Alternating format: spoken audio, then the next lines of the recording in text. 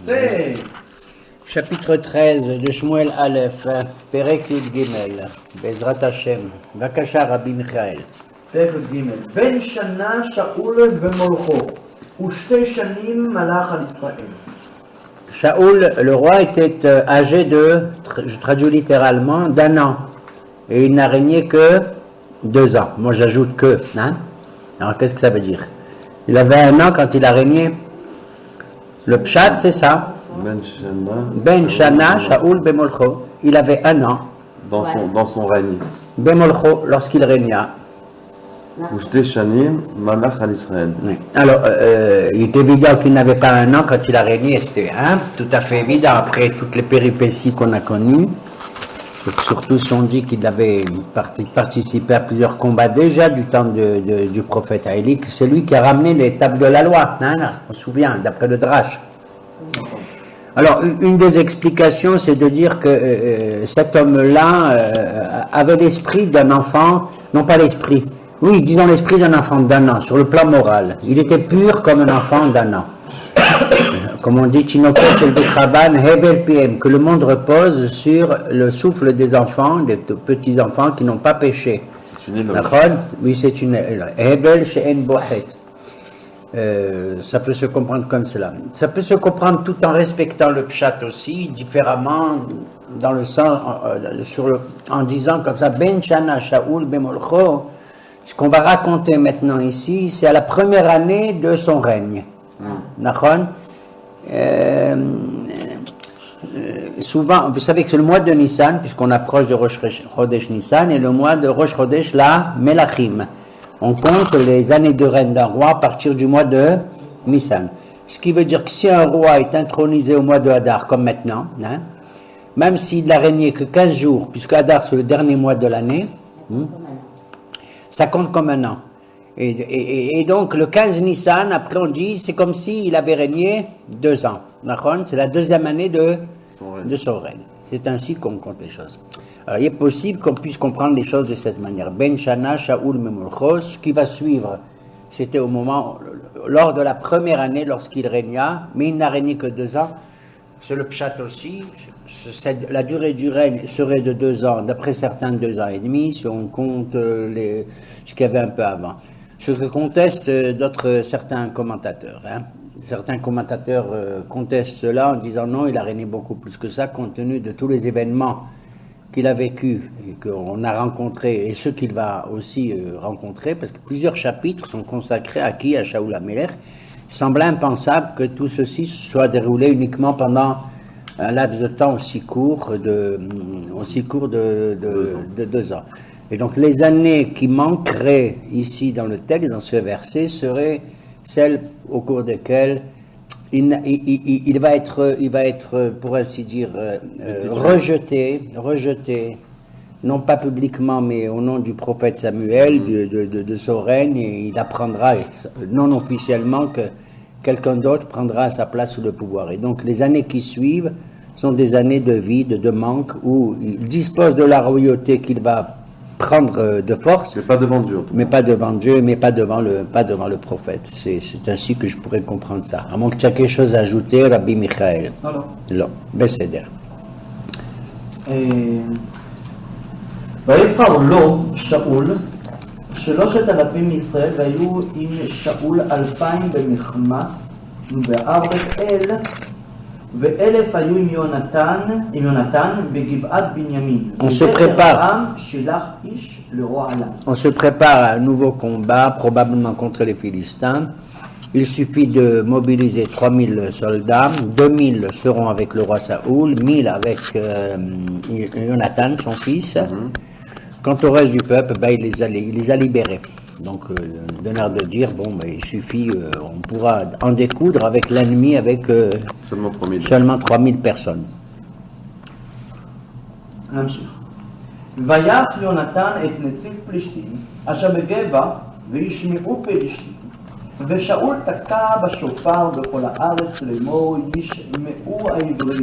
Le héros de ce combat est prémonitoire, c'est Jonathan, le fils de Shaoul, qui avec beaucoup de courage, va neutraliser un des gouverneurs philistins qui se trouve, parce que les Philistins à ce moment-là, malgré tout, dirigent le pays. C'est-à-dire qu'ils occupent le pays, administrativement et militairement, apparemment. Et Jonathan va faire un acte de bravoure personnel en tuant un des, je dirais, des généraux des Philistins, ce qui donne le courage à Shaoul de mobiliser à nouveau, de sonner le chauffard, c'est ça? Et en proclamant Oyez, oyez, Ishmeu Harim, oh les Hébreux, oyez, oyez. C'est-à-dire qu'il les appelle à l'aide pour une attaque peut-être un peu plus massive. Le mot Ivrim ici, d'après certains, les Hébreux, est un mot très rare qu'on emploie dans le Tanakh, vous savez, surtout à cette époque-là. Mais c'est un mot qui n'est pas, c'est un qualificatif qui n'est pas très élogieux apparemment, puisque les Philistins nous appellent les Hébreux sur un plan péjoratif, tu comprends? Et apparemment, ici, il y a un ton un peu découragé, je ne sais pas, je crois, de la part de Shaoul, quand il s'adresse à eux par le chauffard, les Hébreux. C'est-à-dire, qu'est-ce que vous attendez pour vous réveiller? Nachon? C'est pas un terme qu'on emploie fréquemment dans le Tanakh. On est où les enfants d'Yaakov, ou les enfants Béné Israël, ou le peuple de Dieu? Nachon? Mais les Hébreux, c'est un qualificatif ancien, certes à l'époque intéressant, parce qu'Abraham, il vient de l'autre côté du fleuve, c'est là que vient le mot Ivri, il vient de outre Euphrate, outre Tigre, hein? Mais quand on dit Ivrim, c'est quelque chose qu'on dit. Allez, je sais pas comment on dit de nos jours, quand on veut parler de nous, bon, je vais pas dire les Juifs, mais, hein? Chose dans ce genre. Ken? וכל ישראל שמעו לאמור, היכה שאול את נציב פלישתים. L'information passe au niveau du peuple en disant que c'est Shaoul qui aurait maîtrisé ce général philistin, alors que c'est pas vrai. C'est qui? C'est Jonathan. C'est Jonathan. Mais il s'est pas attribué la gloire de ça, mais les gens disent c'est un Shaoul. Oh là là, donc ça donne du En fait, c'est du son courage. armée, quoi. C'est l'armée de Shaoul. Oui, bien C'est sûr. de Shaoul. Oui, qu'à Shaoul. Ken. וגם נבאש ישראל בפלישתים, ויצעקו העם אחרי שאול הגלגל. Je ne sais pas comment ils traduisent en français. Le peuple Nivash. Comment ils traduisent? Et Le peuple Nivash. Ils se sont rangés autour. Autour, ouais. Mais Nivash, comment ils traduisent Nivash? Le peuple. ils disent. Le peuple quoi? Ils disent pas. Le peuple, alors le peuple courut se ranger autour de Shaoul. Oui, bon, Nivash, c'est étrange. Bon. C'est même pas. Alors, oui, bon, ça donne du courage à certaines personnes qui se rangent auprès de Shaoul. Ken? ופלישתים נאספו להילחם עם ישראל 30,000 רכב ו6,000 פרשים. Mais les Philistins sont très nombreux. Ils viennent arriver au nombre de 6,000, combien? Chariots de fer, 30 000 attends. chariots, 30 000 chariots et 6 000 30 000 chariots de fer et 6 000 cavaliers. 6,000 פרשים. Et ils sont aussi nombreux que le sable de la mer. כחול אשר על שפת הים לרוב. Aussi nombreux que le sable de la mer. Ils ne sont pas découragés. ויעלו ויחנו במכמס קדמת בית ארבן. Et ils prennent position à Michmash, hein, tu connais, c'est là-bas au chancelier, qui se trouve à l'est, à l'orient de Aven. C'est vers où ça? Ben, c'est un peu plus au nord-est de Kochav Yaakov, Kochav Shachar.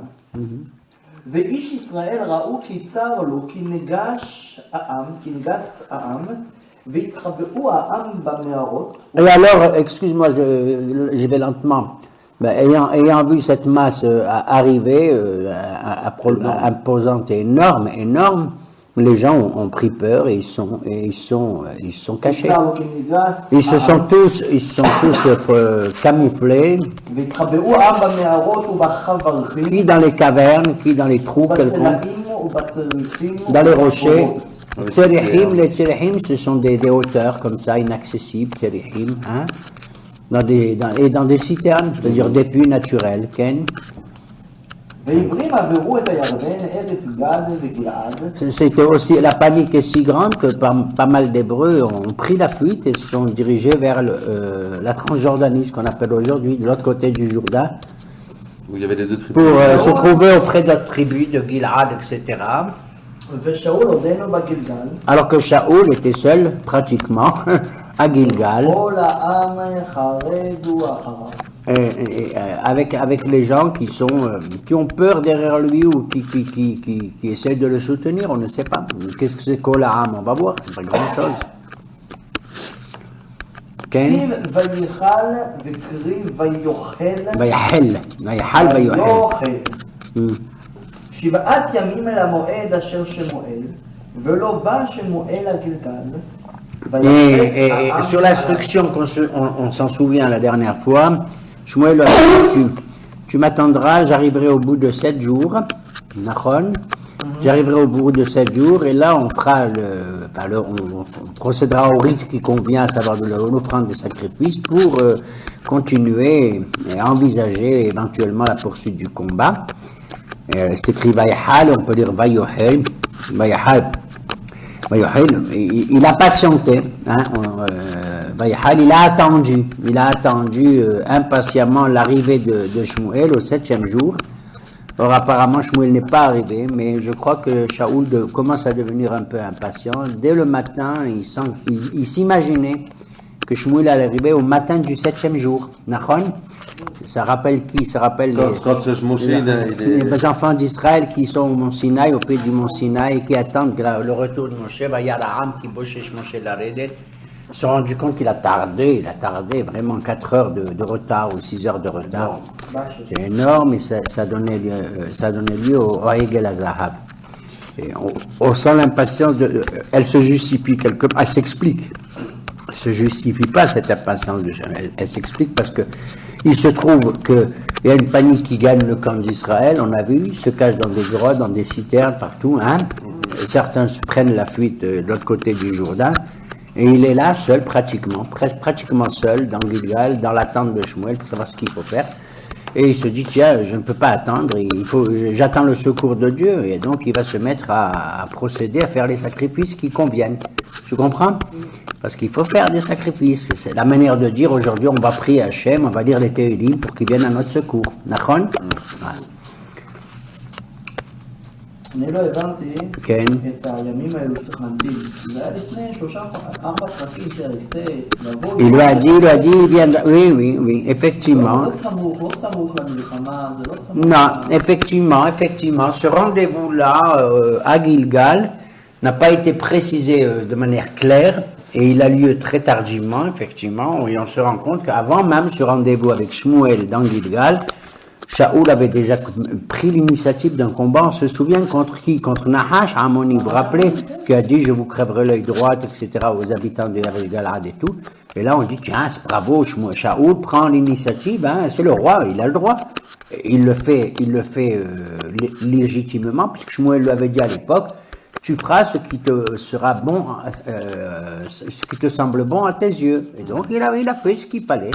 Mais maintenant, apparemment Shmuel sait, on ne le dit pas dans le texte, il sait que Shaoul se trouve à Gilgal pour ce fameux rendez-vous de 7 jours au bout duquel Shmuel doit arriver pour aider, épauler spirituellement Shaoul.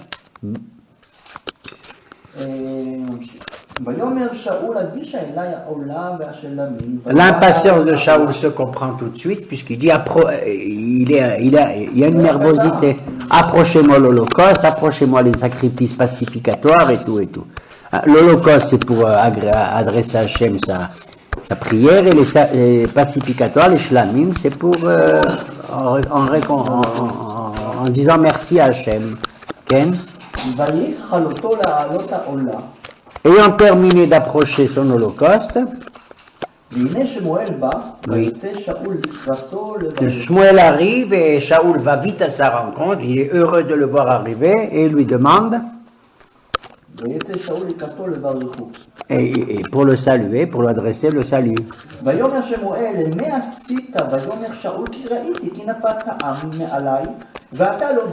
Shmuel lui dit, qu'est-ce que tu es en train de faire? Mais qu'est-ce que tu fais? Et Shaoul lui répond, il dit, j'ai vu que le peuple commençait à m'abandonner, on est très peu nombreux ici. Les Philistins sont en face, imagine-toi, on l'a dit tout à l'heure, combien de tanks? 30 000, combien de cavaliers? 6 000. Alors je ne peux pas attendre, c'est pas possible. Ma nervosité, mon impatience se comprend, semble dire Shaoul à Shmuel, étant donné que il a attendu quand même, il n'a pas fait le matin à 10h du matin, il a fait son holocauste, je vais dire vers 6h, de l'après-midi, la nuit est tombée et Shmuel arrive. La question qui se pose au niveau halachique, c'est est-ce qu'on a le droit d'offrir des sacrifices la nuit? Officiellement, non, s'il s'agit du temple dans Jérusalem. À Jérusalem, dans le Beth Amikdash, les portes du temple sont fermées après l'allumage de la menorah et après avoir offert quoi? Le korban atamid de l'après-midi, le minha de l'après-midi, le sacrifice de l'après-midi. C'est fini, on fait le ktoret dans le sens où on allume la menorah, on ferme le temple, il n'y a plus rien d'officiel, personne n'a le droit d'offrir quoi que ce soit la nuit. Le temple est un temple de jour, réservé à la clarté et réservé à la lumière. Parce que le temple, c'est un monde de la lumière, vous avez compris? C'est le monde de la lumière.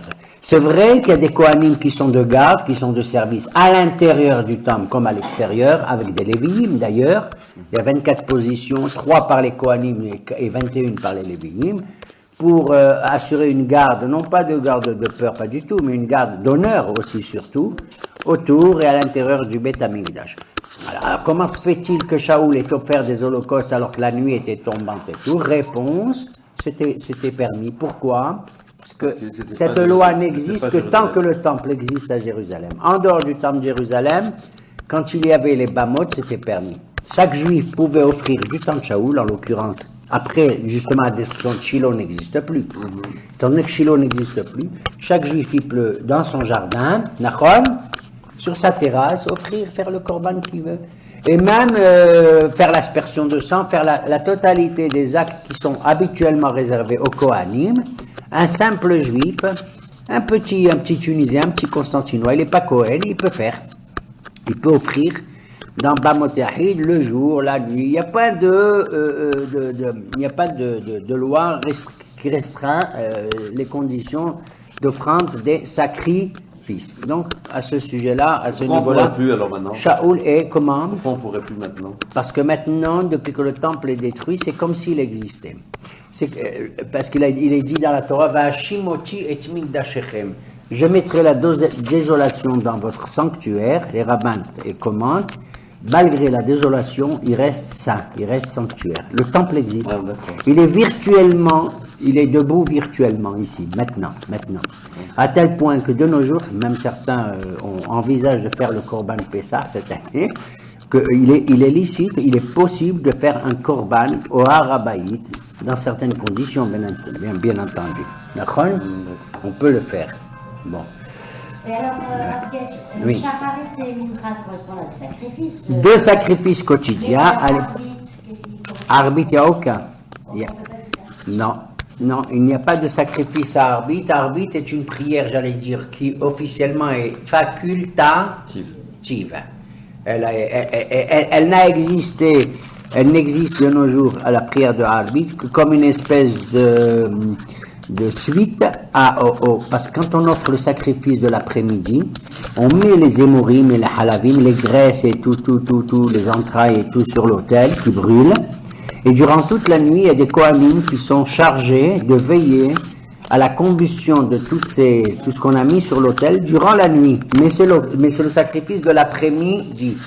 Alors nos Chachamim ont institué combustion de la prière du l'après-midi comme une nouvelle prière, une troisième, mais qui de nos jours maintenant est devenu pris un aspect obligatoire. D'autant que pour certains, les prières sont soit en fonction des deux sacrifices quotidiens, Shacharit et Mincha, soit en fonction des trois patriarches, Abraham, Yitzhak et Yaakov. Abraham, c'est Shacharit le matin, c'est le soleil, c'est Abraham. Ouais. Le clair-obscur, c'est Mincha, c'est Yitzhak. Et la nuit, c'est Yaakov.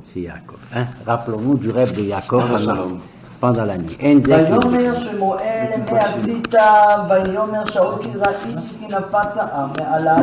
Il lui a dit qu'est-ce que tu as fait Shmuel? Il lui dit qu'est-ce que tu fais? Il lui a dit j'ai vu que le peuple s'est dispersé, il m'a abandonné pratiquement et j'ai dit que oui. va être à נתת Pâques. זעה מעליי, ואתה לא באת למועד הימים. Et toi, tu n'es pas venu au rendez-vous qui a été fixé. פלישתים נאספים. Les Philistins sont là rassemblés devant nous. נכנס. Voilà, Michmash. Comment? Réponds. אמר, Et je dis, עתה ירדו פלישתים אליי עד גלגל ופני אדוני לא חילי. les Philistins vont m'attaquer et je n'ai pas eu le temps d'implorer l'Éternel par le biais des sacrifices. Je me suis contenu. ועלה העולה. Alors j'ai dû offrir mon sacrifice. Réponse de Shaoul. ויאמר שמואל אל שאול נסכלת. Shmuel répond à Shaoul, Niskalta. Mazé Niskalta, ça veut dire mot Sachal. Tu as C'est follement Sachal. agi. il dit. Sachal, ça veut dire que tu as follement agi. Tu as mal agi. Tu as agi de manière insensée. Sachal avec un samer, c'est le contraire de Sechel avec Sin, qui veut dire l'intelligence, la raison. Sechel. לא שמרת את מצוות אדוני אלוהיך אשר ציווך. Tu n'as pas obéi à l'injonction que Dieu t'a donnée. Dieu, Hachem, par ma bouche, t'a dit attends-moi, tu devais m'attendre. כי אתה הכין Et cette impatience équivaut pour moi, dit Shmuel à Shaoul, à quoi? À un manque, pas seulement une désobéissance, mais un manque de confiance dans la parole divine et du prophète. Parce que moi, ce que je te dis, c'est pas moi, Shmuel. Hein. Si je t'ai parlé, c'est au nom d'Hachem. D'accord? את ממלכתך Oui, mais enfin, c'est pour lui, il aurait pu אל venir plus tôt aussi. ישראל Pardon? Il aurait pu venir plus tôt aussi, Shmuel. Et... Shmuel, il vient quand il veut, il est venu à l'heure, il a dit au bout de 7 jours, j'arriverai. On n'est pas au bout de 7 jours, je suis désolé. Toi, à 4 heures de l'après-midi, tu commences à paniquer. Moi, je te dis au bout de 7 jours. Qu'est-ce que ça veut dire au bout de 7 jours? Ça veut dire au bout de 7 jours. Je suis pas là, tu attends. Si je te dis que je viens, je vais venir. כי אתה הכין השם את ממלכתך על ישראל עד עולם. Et voilà, l'Éternel, Echin. הכין. Echin. מה זה Echin? חייב יוד, הכנה. יוד. À présent, oui, l'Éternel avait prédisposé pour toi la royauté, pour tout le temps, mais עד העולם, comme c'est pas Malchut David, le source de Yuda. Ad Olam ici, ça ne veut pas dire pour l'éternité, tu as raison. Ad Olam, ça veut dire autant que Dieu te prête vie, autant. Il n'a pas limité ton... Quand Hachem et quand moi je t'ai intronisé, Hachem il m'a pas dit, tu sais, tu vas nommer Shaoul pour 3 ans, pour 4 ans, pour 10 ans. C'est ça que ça veut dire ici Ad Olam. D'ailleurs, le mot Olam ou Ad Olam dans la Torah ne signifie pas de manière éternelle. Ad Olam, ça veut dire par exemple pour la loi de la Shemitah jusqu'au jubilé. Le mot Olam peut désigner un temps limité jusqu'à l'année du jubilé, jusqu'à la 50e année où les terres retournent et les possessions retournent à leur premier propriétaire pour équilibrer la justice sociale. Tu comprends? Moi, je t'ai vendu un terrain et tout. Toi, tu l'as exploité pendant X années, pendant 14 ans jusqu'au jubilé par exemple et tout. Mais moi, j'ai été dépossédé parce que j'étais obligé de te vendre. Pourquoi? Parce que j'ai eu des problèmes financiers, Nachon. Sinon, je ne t'aurais jamais vendu mon champ. Si tu rigoles, je te vends mon champ. Tu comprends? C'est une source de... Mais je te l'ai vendu parce que j'avais des problèmes par ailleurs. Je devais le payer, ma mashkanta, etc. La Torah, c'est extraordinaire, a prévu qu'au bout de ça, lorsque l'année du Yobel arrive, tu me rends mon terrain. Il est à moi. La terre ne sera pas vendue de manière... total et défini. C'est un nombre de récoltes. Comment ça permet justement aux anciens propriétaires qui, pour des raisons d'étranglement économique, récupèrent leurs biens antérieurs. Donc en vérité, toi quand tu m'achètes pas le terrain, tu m'achètes pour 14 ans jusqu'à la date du jubilé. Je te vends pas 5 millions de dollars mon terrain, je te le vends combien? 500 000 shekels. Et je compte le nombre des années de récolte, etc. Voilà. ואתה ממלכתך לא תקום. À présent, ton royaume ne se maintiendra pas. ביקש אדוני לא איש כי לבבו ויצווהו אדוני לנגיד על עמו. Dieu a choisi un homme selon son cœur et il va le désigner comme prince. Voilà officiellement adressé à Shaoul. Je pensais que c'était après la paracha de Amalek. que Mais on va destituer. Oui, mais ça va se Mais là déjà, ça va. On assiste déjà à la chute de Shaoul. On avait assisté déjà à ça antérieurement, mais maintenant c'est un chapitre, je dirais, médiane, enfin clair. Là, les relations de Shmuel et Shaoul se détériorent et commencent. Et en dépit du fait que Shmuel, on l'a vu, aime Shaoul. Il aime en tant qu'homme. Et les gens, ils aiment Shaoul. On voit qu'il ne répond plus aux conditions requises pour... Pourtant, qu'il reste modeste, qu'il reste près du service, Oui, qu'il oui, reste mais on va voir qu'il va être attaché à Kadosh Baruch Hu. Oui, il reste attaché, je vais offrir des sacrifices, etc. Mais on va voir qu'il va finir au niveau de son esprit à tomber dans une instabilité psychologique très grave, hein, qui va aller très très Peut-être loin. à cause de ça, peut-être parce que le fait qu'il a tellement voulu faire bien et qu'il se voit tellement de... La question fondamentale que je me pose et que j'ai pas réussi à élucider moi, c'est comment se fait-il que, sachant très bien qui est Shaoul dans si peu de temps, que Hachem et Shmuel aient pu le choisir.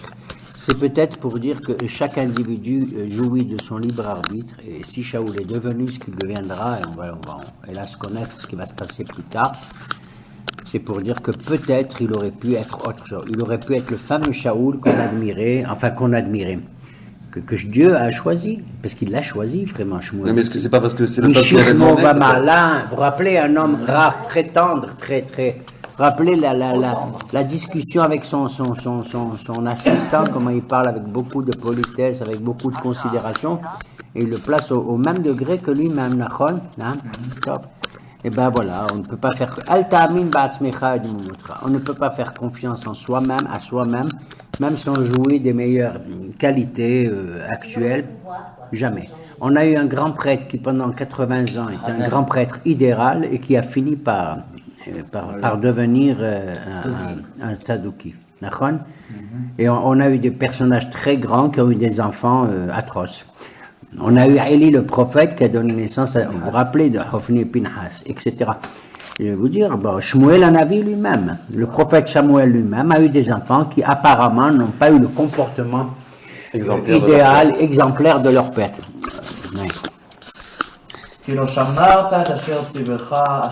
Tu n'as pas obéi à l'injonction divine.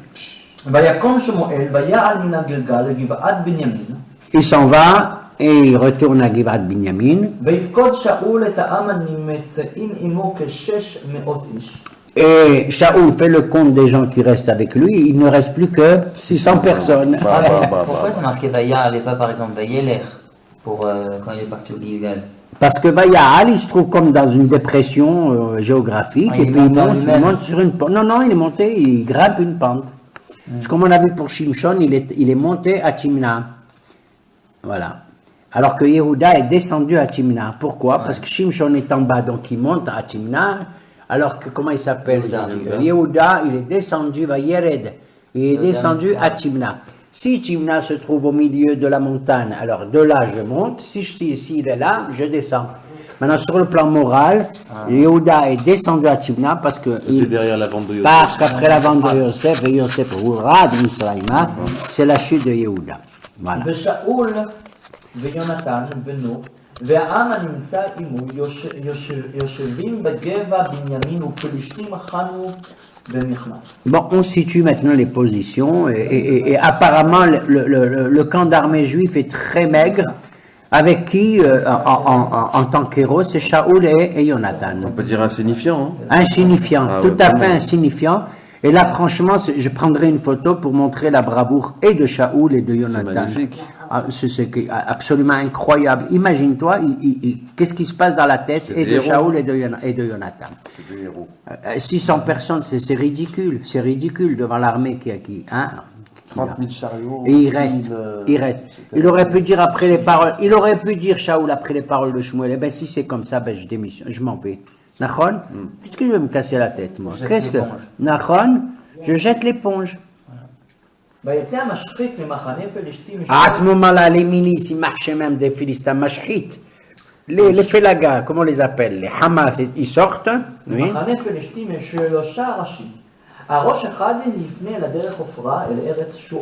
Trois groupes de Hamas, de Marchemam, qui sortent, oui, vers Ophra, un deuxième vers Choron.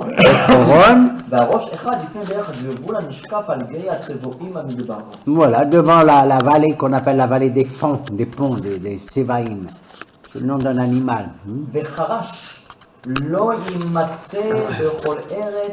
ישראל. Alors, je te décris la décrépitude totale, c'est qu'il n'y avait aucun forgeron qui était qui travaillait dans tout le pays d'Israël. C'est quoi un harash, un forgeron? À quoi ils servaient les forgerons? Les armes.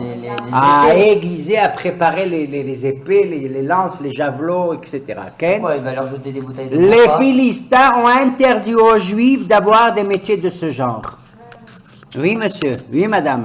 Ils avaient des métivim, des gouverneurs partout, comme ça. Oui. כי אמרו פלישתים, Voilà. פן יעשו העברים חרב או חם. Les Philistins ils ont dit, on ne veut pas qu'ils fabriquent des glaives et des épées, des javelots. Ken? וירדו פרעה, כל non? ישראל הפלישתים, Comment?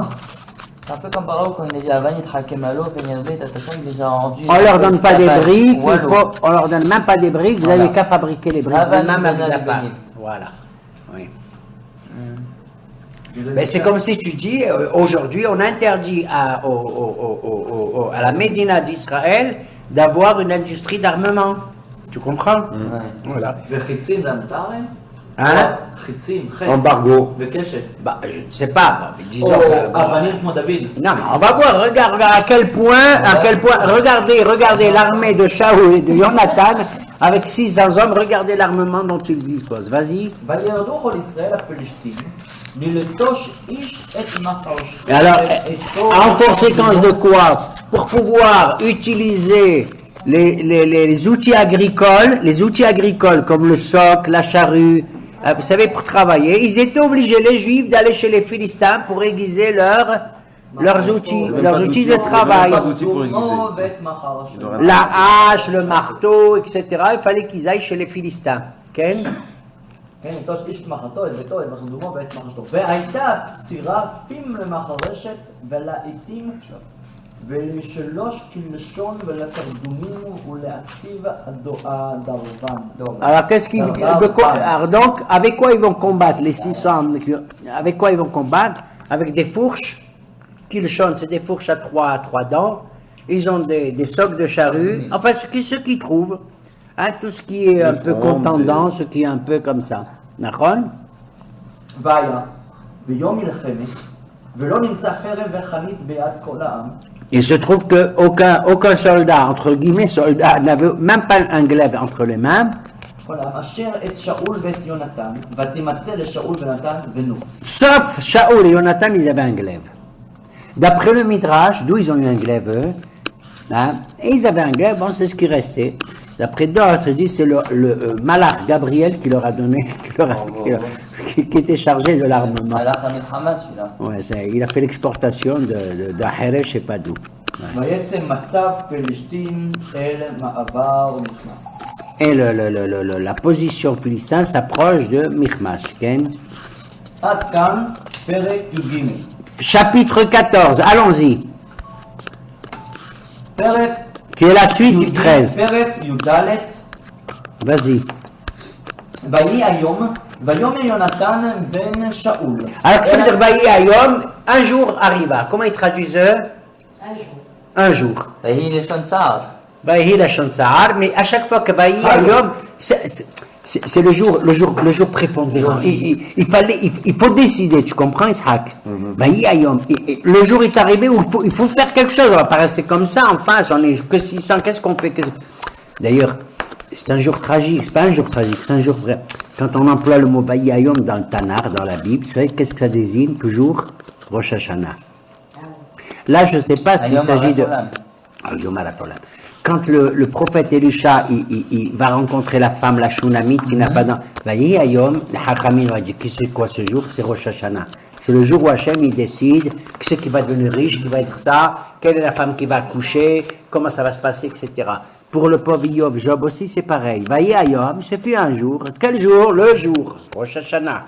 Le Satan, pardon, il est monté au tribunal céleste, il a vu les anges et Dieu et tout. Et Dieu lui dit, bon Dieu, où tu étais? Il dit, j'étais dans le monde, je parcours le monde. Qui fait? Le Satan. Il lui dit, dis-moi, tu parcours, tu ziotes, un petit curieux comme tout. Dis-moi, il dit Hachem au Satan, dis-moi, tu as jeté tes yeux sur mon amour de Job? Dis-moi, tu as regardé Job, mon homme droit, homme intègre? Il a dit oui, je l'ai vu. Il dit qu'est-ce que tu as besoin de voir Job? Laisse-le tranquille, c'est un homme droit, intègre et tout. Il dit oui, s'il est droit, s'il est intègre, c'est parce qu'il est riche, parce qu'il est beau, parce qu'il a des enfants, parce qu'il a de belles filles, parce qu'il a une belle femme, parce qu'il a ceci, parce qu'il a... Enlève-lui tout ça, tu vas voir si Barminan il va pas te... Hein? Sa foi à Job, la émouna de Yov, tu sais de quoi il dépense? Parce qu'il est bien. Il a une villa, il a la piscine, il a le tennis. Il va à Eilat pendant les vacances. Là, je mentionne quelqu'un. Que Dieu, je le mentionne dans la bénédiction. Amen. Amen. ויהי היום, ויאמר יונתן בן שאול אל הנער מוסך אליו, לך ונעברה את מצב פלשתים. C'est beau, c'est un moment il faut décider, un jour il faut décider. Qu'est-ce qu'il fait? Jonathan, sans avertir son père le roi, il va avec son écuyer, son assistant, et il dit viens, il faut qu'on fasse quelque chose. Qu'est-ce qu'il faut faire? Il faut essayer de débranler le moral des troupes adverses. Comment? On va les désigner, ils sont choisis à une position philistine, maîtresse, centrale, d'accord? Mais je ne dis pas, pourquoi il n'a pas dit à son père? Parce que son père, tu sais, on va le savoir plus tard, il a peur pour son fils Jonathan. Il veut que Jonathan soit toujours en vie. Pourquoi il veut que Jonathan soit en vie, d'après vous? Pour être l'héritier du trône. Hazak, tu es adorable. Tu es adorable. Parce que Shaoul, il sait qu'il est destitué. Oui. Il se dit peut-être que c'est mon fils, tu comprends? Et il veut pas que il adore son fils, mais tu vas voir ce qu'il va lui faire. Ouais. C'est un personnage étrange. Étrange. Wow. Mais il est d'une rectitude infernale. Voilà, j'ai trouvé le mot. Moi, je dis Shaoul est d'une rectitude infernale. Jonathan, il dit à son écuyer, il dit, viens, on va aller, il faut qu'on fasse quelque chose. Il y a bien un jour, il faut qu'on fasse quelque chose, il faut qu'on se réveille, c'est Jonathan. Et Jonathan ne revendiquera jamais la royauté. Il faut que je vous le dise tout de suite, Jonathan. Un personnage merveilleux. Absolument merveilleux, ce Jonathan.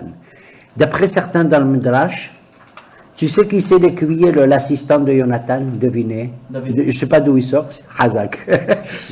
De Hachamim, il dit, tu sais qui c'est qui accompagne Jonathan? Un obscur jeune, un jeune homme de rien du tout. Personne n'y sait. Ce serait le fameux futur David. Mais il n'est pas désigné en tant que tel dans le texte, Nachon? Ce serait David. ושאול יושב בקצה הגבעה תחת הרימון אשר במגרון והעם אשר עמו כ-600 איש. Shaoul est là dans la tente, sous un rimon, sous un grenadier, avec ses hommes comme ça, il est là, il ne sait pas quoi faire, le miskin. Ah, excusez-moi, pourquoi le Tanakh il nous décrit que c'est sous un grenadier? Qu'est-ce qui nous intéresse? Nachon. Qu'est-ce que ça veut dire que, oui, je sais pas. D'après vous, pourquoi est-ce qu'on le décrit sous un grenadier? C'est peut-être l'image de quelqu'un qui est inactif, c'est quelqu'un qui est bon, qui se met à l'ombre et il fait chaud peut-être, probablement. Les seules armes qu'il avait, c'était des grenades.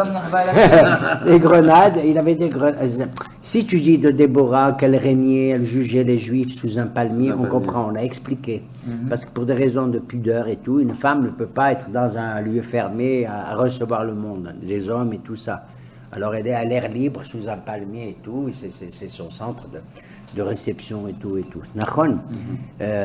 Abraham reçoit des malachim sous un arbre aussi. C'est une manière de dire, tiens, on peut dire aussi, tu sais, ils sont dans les champs, ils sont à l'extérieur. Bon, il fait chaud ou il y a quoi que ce soit, donc il se trouve que c'est un grenadier. Bon, ne me pose pas la question, ça aurait pu être un olivier, ça aurait pu être autre chose, Nachon. Bon, il se trouve qu'il est là-bas sous un grenadier. Probablement que les gens, ils ont faim, ben, ils vont manger des grenades. Il est sous un rimonier. ואחיה בן אחיטוב אחי כבוד בן פנחס בן עלי כהן אדוני בשילה נושא אפוד. Alors qui c'est? À ses côtés se trouve un prêtre de renom. Devinez qui c'est?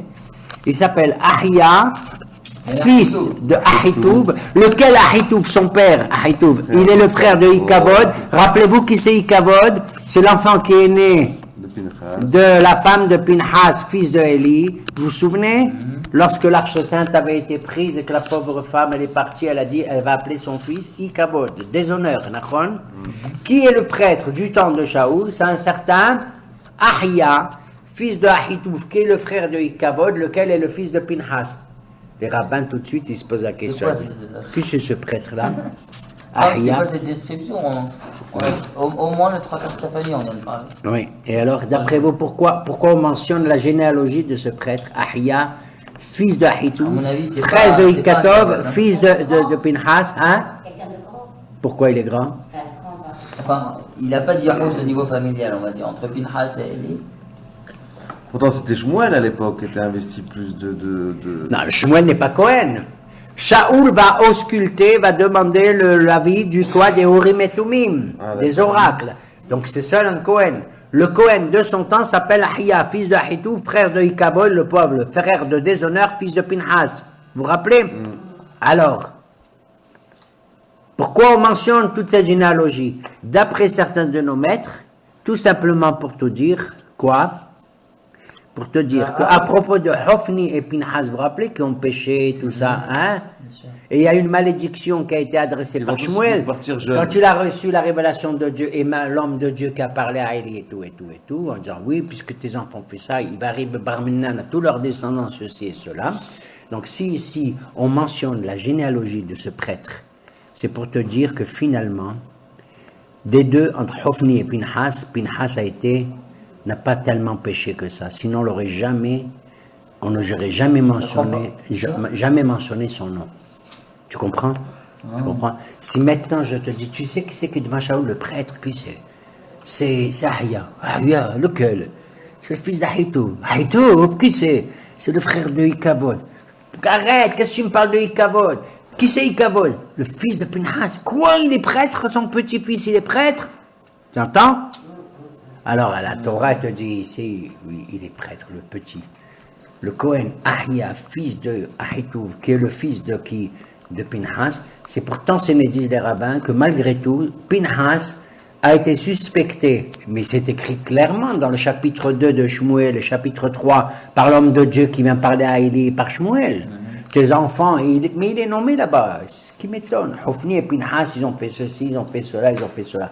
Maintenant, on apprend par le biais de ce texte qu'au fond Pinhas était embrigadé dans cette affaire et qu'il n'aurait pas été aussi méchant, aussi avarian qu'on aurait pu le croire.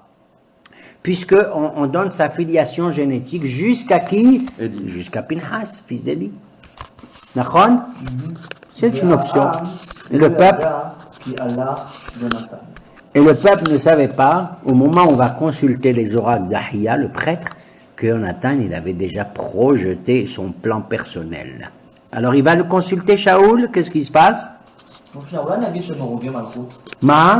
אולי נגיד שפנחס הוא הרוגי מלכות, ולכן... למה? Il est mort en même temps que Hofni. Il est mort pendant la guerre. Oui. Oui. נלחמו נגד ישראל. אז תגיד שהם היו כן, כמו שאומרים היום, על חיילי צה"ל. Il est mort, oui, oui. Bon, il y a une espèce de révision judiciaire de l'affaire Pinhas, hein? Bon, on peut dire qu'il y a une révision judiciaire. On reconnaît maintenant humblement que Pinhas apparemment aurait commis, mais il n'a pas commis. Ce qui arrive, il y a des erreurs judiciaires dans la vie et même dans le Tanakh. ובין המעברות אשר ביקש יונתן לעבור על מצב פלישתים, שן הסלע מהעבר מזה ושן הסלע מהעבר מזה, ושם האחד פוצץ ושם האחד צמא. Et Jonathan, il va avec son assistant, entre guillemets peut-être David, il va aller dans cette position philistine, et on décrit entre deux falaises, une qui s'appelle, je sais pas comment, Potsetz, et l'autre qui s'appelle Séné. Bon, le Targum, il essaie d'expliquer le sens de ces noms. En un mot, je vous dis, il est entre deux falaises, l'une qui est glissante, et on va comprendre pourquoi, qui est très très difficile donc d'accès, et la seconde qui est très abrupte. Voilà pourquoi elle porte le nom de ces noms-là. C'est-à-dire glissante et abrupte, très élevée et abrupte. Ok? Donc, ça veut dire que c'est une position difficile d'accès. Les Philistins ont bien choisi leur position. L'une se trouve des falaises au nord et la seconde se trouve au sud. Voilà. נושא חלב לך ונברה אל מצב הערלים האלה, אולי יעשה אדוני לנו כי אין לאדוני מעצור להושיע ברב או במעט. Jonathan, avec son pauvre écuyer, se dit, on va se diriger, n'ayons pas peur, peut-être que l'Éternel va nous procurer la victoire, peu importe qu'on soit nombreux ou pas nombreux. Ils sont combien? Ils sont deux, Jonathan et lui. Regardez le courage de Jonathan. Il faut faire quelque chose. Vaïe Ayom, le jour est arrivé. Ken, le jour est arrivé. Et l'écuyer aussi, il est courageux. ויאמר לו נוסך אליו, Il lui répond l'écuyer, עשה כל אשר בלבביך, agis selon ton cœur, נתן לך, הנני עמך. dirige-toi là où tu veux, je suis à tes côtés. ויאמר יונתן, הנה אנחנו עוברים אל האנשים Alors il lui raconte, il lui dit, tu sais ce qu'on va faire? On va s'approcher des ennemis, des Philistins, et nous allons nous mettre à découvert. Parce que les Philistins, dans leur tête, ils disent les Hébreux, c'est des poltrons. Ils sont tous cachés dans des grottes, dans des trucs. On voit aucun juif marcher dans la rue. C'est pas impossible. Impossible. Nachon? Ok? Et donc, Jonathan va forcer le destin, pour ainsi dire. Il dit, nous, on va se montrer. Il lui dit, ok. Et qu'est-ce qu'on va dire? Oui? ויאמר יונתן, אנחנו עוברים לאנשים וניבאנו עליהם, אם כה יאמרו אלינו, דומו עד הגיענו עליכם. Si la sentinelle philistine dit, arrêtez-là, halte-là, on vient vers vous. Ou bien si nous... Alors on ne bougera pas. Parce que si le Philistin parle comme ça, c'est qu'il a du courage. Bougez pas, on arrive. Ça veut dire qu'il a la force avec lui. Il n'a pas peur de nous. Mais s'il nous dit... Mais s'ils nous disent, approchez donc ici, ça veut dire qu'Hachem nous les a livrés entre nos mains et c'est un signe à haute. Est-ce que Jonathan a le droit d'utiliser un tel pronostic? Ce que j'allais dire. Sur le plan religieux, oui ou non? Non. Mahloket des rabbins. Il n'a pas concerté le Urim et Tumim.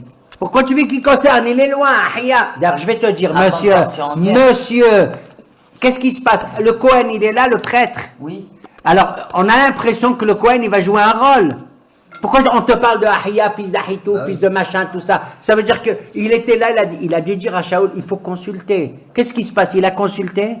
Wallo, tu vas le voir. Donc il met du Étant donné que toi, Shaoul, parce que quand Shaoul, il va voir la déconfiture des Philistins grâce à qui? À son fils. Mais il ne sait pas encore. Jonathan, qu'est-ce qu'il va dire? Il va dire au prêtre, allez, c'est pas la peine. Schneider. Qu'est-ce que ça veut dire? C'est comme si moi, je te demande, monsieur Yitzhak, s'il vous plaît, où est la rue Ariébina, tout ça? Toi, tu es prêt à m'expliquer tout, comment il faut faire, parce que tu veux m'aider. Et brusquement, quelqu'un me dit, c'est par là-bas. Et je te laisse partir, je m'en vais, je te laisse. C'est joli, ça? Non.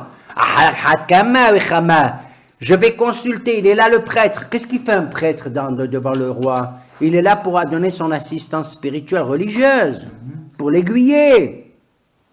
Et on va voir que Shaoul, il va dire, oh, maintenant qu'il y a la confusion des pierres, allez, monsieur le rabbin, s'il vous plaît, j'ai une question à vous poser. Est-ce qu'à Pessah, est-ce qu'on peut cuisiner dans une marmite qui est Hametz? Il n'y a pas du Hametz dedans, mais elle a été utilisée pendant Hametz et tout. Est-ce que j'ai le droit? Et juste, je veux lui répondre à madame, et quelqu'un lui dit, oui, tu peux. Et elle s'en va. Moi, tu me fais ça, moi, toi, Ali. T'as compris? Quand je a dit, puisque tu as refusé d'écouter ma voix, tu t'es fié uniquement à ton pronostic, je dirais, comme ça. Tu as dit, oh, la chose, elle tourne en ma faveur. J'ai pas besoin de Kehaz Shalom, du bon Dieu. J'ai pas besoin du bon Dieu. Alors, tu verras la prochaine fois, écoute ça, Shalom. La prochaine fois, Shaoul aura besoin du bon Dieu. Qu'est-ce qu'il va faire, le bon Dieu? Il va rien dire. Il va parler au bon Dieu. Il a dit, je t'en prie, Urim et Tumim, dites-moi ceci ou cela. On verra. Quand je vais niet. C'est joli ou pas? Oui, madame. Il n'y a rien pour attendre. Ils se sont mis à découvert les deux, qui Jonathan et son écuyer, oui.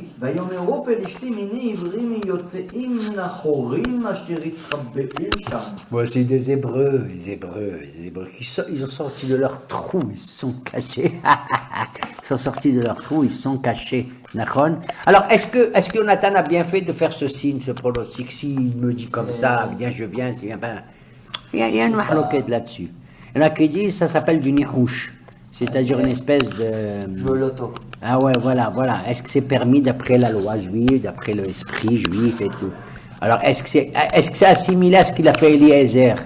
Est-ce que Eliezer, il a dit, si je trouve une jeune fille qui fait comme ça, qui me donne à boire, et qui dit à tes chams, moi je donne aussi à boire, alors c'est la jeune fille qui sera la femme de mon maître Yitzhak. Les rabbins disent, non, il a eu tort. Mais Dieu lui a répondu bien, favorablement. Il a trouvé la femme qui va aller, Rivka. D'accord? Ils ont dit, c'est pareil, Shaoul, il a dit, celui qui gagne Goliath, on va le voir. Et qui le gagne et tout, je lui donne plein d'argent, je l'exemple de tous les impôts du monde, et je lui donne en plus ma fille en mariage. Il a eu tort ou raison? Il a eu tort, disait Haramim. Je suppose que celui qui gagne Goliath, c'est un mamzer, un bâtard, ou j'en sais rien. C'est celui qui a fallu qu'il sacrifie sa fille. Et Kadosh Baruch Hu, il a répondu favorablement. Troisième cas, Iftah, il a dit la chose qui sort de... C'était sa fille. Alors Dieu, là-bas les rabbins disent. Il y en a 3 qui ont demandé, et 2 parmi eux, ils ont mal demandé, mais Dieu les a exaucés. C'est qui? Eliezer pour la femme de Rivka, et Shaoul pour donner en mariage sa fille à l'homme qui va gagner Goliath. D'accord. Voilà. Alors il disait, mais Yonatan, par contre, Yiftah le pauvre, bon. Mais Yonatan, il y a une mahloquette. Il disait, non, c'est pas moi je pense que c'est pas un nihouch. C'est une stratégie psychologique de la compréhension de l'ennemi. Nachonolo. Mais au niveau halachique, c'était problématique de faire ça. Pourquoi? Ben dis-le. Pourquoi c'est halachique au niveau halachique, c'est dur? Si le type il me dit, tiens, venez vers moi, et moi je viens vers toi et tout, qu'est-ce qu'il y a? C'est sur le terrain du combat et tout. Alors tu essayes... T'essayes de mêler un peu l'ashgaha d'Akadosh Baruch Hu. T'essayes, entre guillemets, de forcer Akadosh Baruch Hu à faire un peu ce que tu veux. Mais il n'a pas dit si Hachem il fait ça ou si Hachem il fait pas ça. Il a dit ce sera un signe. Non, après il a dit c'est un signe, oui. Ça veut dire que Hachem il nous l'a. C'est vrai. Oui, mais la base de ce pronostic, elle est purement psychologique. Elle est militaire. La mahloquette demeure. La mahloquette demeure. Mais elle penche, je te garantis, d'après la plupart des commentateurs, en faveur de dire il a eu raison, Jonathan. Dieu va, la preuve, c'est qu'Hachem va lui répondre. ויענו אנשי המצבה את יונתן ואת נושא חילה ויאמרו עלו אלינו ונודיע אתכם דבר. Et c'est ce qui va se passer. Les Philistins disent montez vers nous et nous ferons savoir ce qu'il en est. ויאמר יונתן אל נושא חיליו עלה אחריי כי נתנם אדוני ביד ישראל. Suis-moi, dit-il à son écuyer, car l'Éternel, c'est sûr, les a livrés entre nos mains. ביד ישראל. Entre les mains d'Israël, oui. Ça veut dire que le combat qu'on va mener, il sera comment on dira, décisif, et il va faire pencher la balance du côté du peuple d'Israël. C'est un combat décisif. C'est pas Stam, on va gagner une petite position, tu comprends? C'est une position clé, ok? Et Jonathan l'a choisi en fonction de la topographie, comme on l'a vu. Pourquoi les lieux sont désignés? Falaise abrupte, falaise glissante, machin et tout. C'est que c'est une position clé dans le combat. Stratégique. Regarde la meilleure des preuves, c'est que Jonathan, pour monter au sommet de cette position, il monte avec ses mains et avec ses pieds. C'est pas évident, donc il n'est pas debout. L'escalade, carrément, c'est de l'escalade. C'est de l'escalade. Mimotet. Et l'autre, il se traîne aussi derrière lui. Jonathan, tout de suite, il dégaine ce qu'il a, son épée que l'ange lui a donné. Il y en a un tac, tac, tac, tac. Les autres sont surpris, ils ne s'attendaient pas. Ils ne s'attendaient pas du tout. Il les blesse, il ne les tue pas directement. Et qu'est-ce qu'il fait l'écuyer? Il achève le bonhomme. Il passe derrière, Qu'est-ce que ça veut dire? Ça veut dire que, regarde la stratégie. Il n'attend pas de le tuer totalement. Il le blesse, il avance. Coupe la jambe, je ne sais pas ce qu'il lui fait. Et l'autre derrière, il achève. Travail industriel, Baba. ותהי המכה הראשונה אשר היכה יונתן ונושא חיליו כ20 איש כבחצי מענה צמד שדה. Ils ont liquidé déjà en un clin d'œil une vingtaine d'officiers importants. ותהי חרדה במחנה בשדה ובכל העם המצה והמשחית. C'est incroyable. Regarde, 20 personnes accusées de combien, Baba? 2. Hein? Oui. Une même. Non, mais devant une armée de combien? 30 000 tanks des milliers, des et 6 000 milliers. cavaliers qui sont quelque part. C'est pire que 1000 La chute de cette position est considérée comme... Ça doit être le quartier général Machoukazé, obligé. Obligé. Obligé. Si c'est une simple petite position, comment elle peut avoir un effet aussi catastrophique sur le camp philistin? Nahon? Quel? וחרדו וגם המה ותרגז הארץ ותהי לחרדת אלוהים. La terre tremble, c'est comme une terreur divine qui s'empare depuis des Philistins. Une terreur divine. Ils ont perdu, je ne sais pas moi là-dedans, leur Ramatkal, est-ce que je sais? Le chef de l'armée terrestre, de l'armée aérienne, De tous les gros gradés. au gradé probablement. ויראו הצופים לשאול בגבעת בנימין. Les sentinelles juifs postés, ils annoncent à Shaoul, tu sais ce qui se passe, regarde ce qu'on voit, il se passe des... והנה המון נמוג וילך והלום. Les Philistins s'en vont, ils s'en vont dans une panique comme ça, éperdument. Et Shaoul, il voit ça. ויאמר שאול לעם אשר איתו פקדו נאורי מי הלך מעמנו. Et Shaoul lui dit, qu'est-ce qui se passe? Mais quelle est l'origine de ça? Vérifiez, faites le compte des gens qui sont avec moi. Qui est absent parmi nous? ויפקדו והנה אין יונתן ונושא חיליו. Ils ont vérifié le compte des présents. Ils ont dit, il n'y a pas Jonathan et il n'y a pas... נושא חיליו. Et pas ils sont son écuyés. Ouais. ויאמר שאול לאחיה הגיש אהרון האלוהים. Ahia, Shaoul dit, je t'en prie, regarde, consulte maintenant les Urim, les oracles de Dieu. כי היה אהרון האלוהים ביום ההוא ובני ישראל. L'arche divin était présent ויהי avec les enfants עד- d'Israël. ויהי עד דיבר שאול אל הכהן. Au moment où Shaoul, voilà ce que je disais tout à l'heure, Ouais. il s'adresse au Cohen pour le consulter, qu'est-ce qui se passe? ואמון אשר במחנה פלישתים וילך הלוך ורב. La confusion, il se rend compte que la confusion est grande dans le camp des Philistins. Hein? ויאמר שאול אל הכהן Il dit au Cohen, אסוף ידך. laisse tomber. C'est quoi, Sophia? Et ce Pietra, ça veut dire, c'est pas la peine de compter. Ramasse tes mains. Remets tes mains dans les poches, j'ai pas besoin de toi. Retire ta main. Hein? Retire ta main, il traduit là. Nahon, Joli. c'est beau d'avoir dit ça. Ça m'a l'air. Hein? ברכת כהן, זה כמו הכהן, אני בא לשאול את השם. Cohen Gadol, il vient te bénir, tu dis, c'est pas besoin de ta bracha, je vais partir, j'ai gagné au loto. T'entends? On m'a annoncé que j'ai gagné 2 millions de dollars au loto. Ah, mais- J'ai pas besoin de ta bracha. Hazé shalom. Shaoul, il avait même pas encore son. Je crois pas qu'il a dit ça sur ce ton-là, mais on sent déjà la nervosité, l'impatience, hein, de Shaoul dans cette affaire-là. Pourtant, il était sans le roi là encore. Ouais. Ça va arriver. Bientôt, ça va arriver dans le prochain chapitre. Il est pas clair. Dans ce 2 personnage. chapitres, ça va arriver, ce fameux Ruach Il est pas- ce déséquilibre mental. Il est ambigu, ce Shaoul, franchement. Il est pas clair. Non. ויזעק שאול וכל העם אשר איתו ויבואו עד המלחמה. Il se dirige vers le combat. והנה הייתה חרב איש ברעהו. Il se rend compte que les Philistins sont en train de s'entretuer. Comme en Égypte. Ouais. העברים היו לפלשתים כאתמול שלשום אשר עלו עמם במחנה סביב, Oui. וגם המה להיות עם ישראל אשר עם שאול ויונתן. Oui, alors on raconte qu'il y avait des Juifs qui, entre-temps, ils habitaient dans les villes des Philistins et ils n'osaient pas. Et je ne vais pas les traiter de collaborateurs, ces Juifs-là, mais ils étaient pour ainsi dire neutralisés par les Philistins. Tout se passe comme s'ils étaient du côté des Philistins. Ouais. וכל איש ישראל המתרבאים בהר אפרים שמעו כי נסו פלשתים וידבקו גם הם אחריהם במלחמה. Et ceux qui étaient cachés dans la montagne d'Ephraïm aussi sortent de leur tanière maintenant, puisque les choses ont changé. Bayom Aou, ça rappelle, Vayosha Adonai, Bayom Aou. והמלחמה עברו את בית אבן.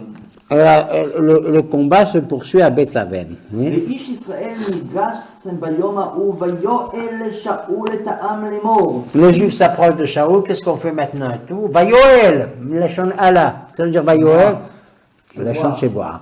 Shaoul, il fait prêter serment à tous ses soldats, écoutez-moi bien, je vous adjure de ארור האיש, maudit l'homme אשר יאכל לחם עד הערב, qui goûte un seul morceau de pain jusqu'à ce soir. וניקמתי מאויביי ולא טעם כל העם לחם. Et jusqu'à ce que je me venge de mes ennemis, et tout le peuple a obéi à Shaoul, et ils n'ont pas goûté un morceau de pain. Est-ce que c'est normal une telle décision en plein combat? Tu es soldat, Baba. T'as faim, t'as au moins besoin- une mana crave, quelque chose. Au moins une Au moins un manette peu de crave, bouffe. un P6man, un petit coin trop comme on a Baruch Hashem maintenant. Ça nous donne du cœur, ça nous donne des, tu comprends, des forces, un makroud qui est bien fait comme ça de madame. Tu comprends? C'est quoi ça? Surtout des soldats. Pourquoi Shaoul a pris une telle décision? Parce que Shaoul, il veut profiter de la débandade des Philistins pour en découdre totalement. Qu'est-ce qui se passe? On n'a pas la mentalité des combats d'aujourd'hui. Aujourd'hui, Baba, tu vas à l'armée et tout, on t'apporte des manottes. On te dit pendant de 1 heure à 1 heure et demie, tu peux manger pendant que l'autre il combat Nahon, mais tu as ta manat, tu n'as pas de problème pour manger. Mais à l'époque, dans les anciens temps, les soldats, ils n'avaient pas de quoi manger, il n'y avait pas d'intendance, tu écoutes. Ou qu'est-ce qu'ils mangeaient les gens, les soldats? Ils mangeaient ce qu'ils voyaient dans les villages, ce qu'ils trouvaient, ils avaient le droit, même Terefa, ils pouvaient manger. Un soldat, d'après la Torah, même Terefa, tu prends de la viande de n'importe où, du boucher, la goy, tout ça, tu la prends, tu la manges. T'as compris?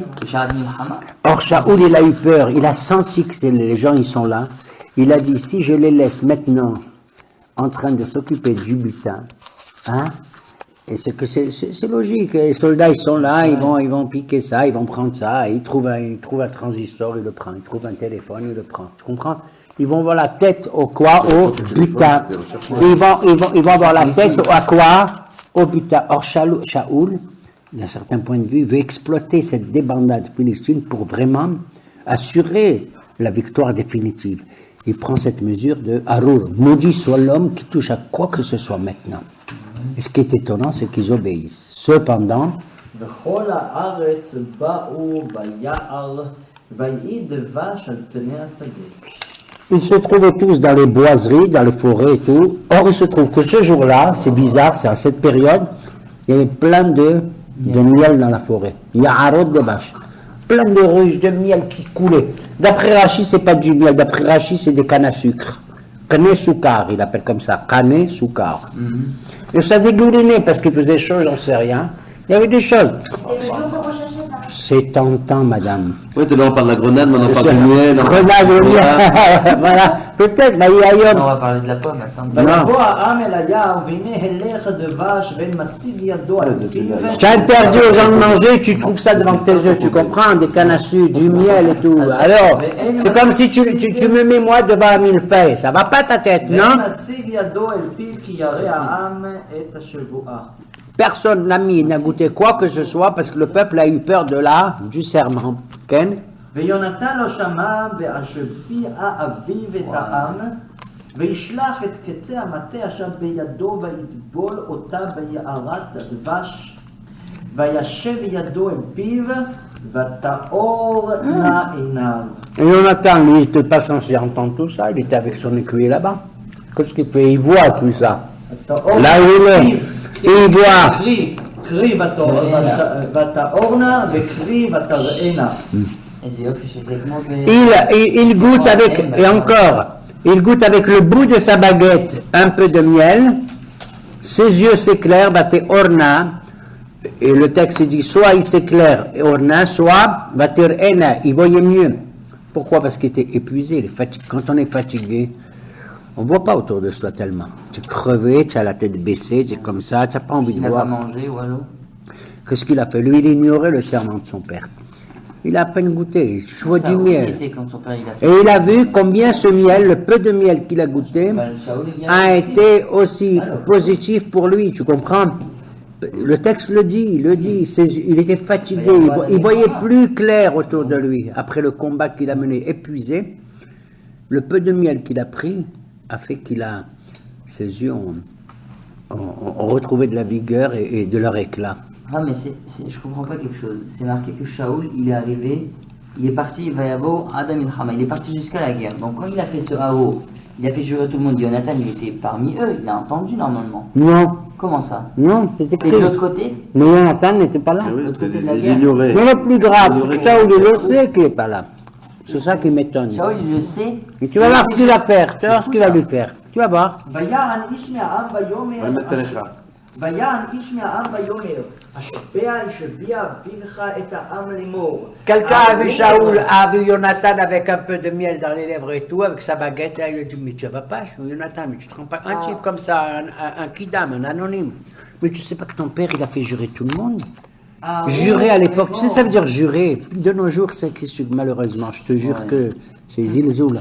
Mais moi, je me rappelle du temps de nos parents.